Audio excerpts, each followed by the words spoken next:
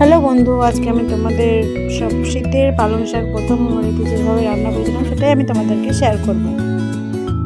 আমি নর্মালি যা লাগে আলু, বেগুন, পালং শাক, বিনস, গাজর আর বিট, টমেটো, বড়ি, আদা, একটু আবার নিরামিষ রান্না করবো তো ওই জন্য।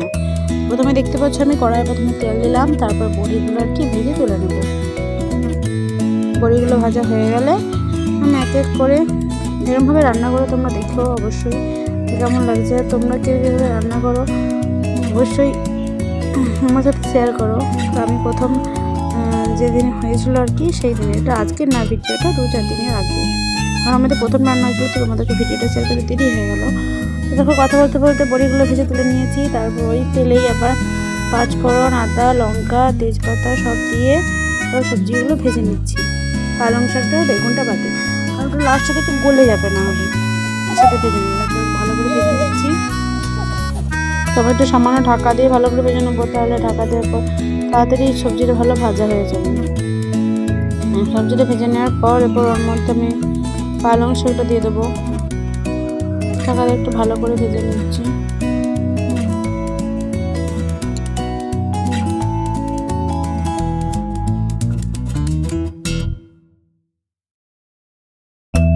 তারপরে দেখো আমি এরপরে কিছু শুকনো গুঁড়ো মশলা ইউজ করছি, মানে গুঁড়ো জিরে গুঁড়ো, হলুদ আর নুন।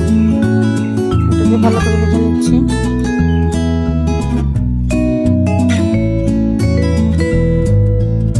তারপরে দেখো পালং শাকটা এরপরে দিয়ে দেবো। সবজিগুলো ভালোভাবে ভাজা হয়ে গেছে, পালং শাকটা দিয়ে দিচ্ছি।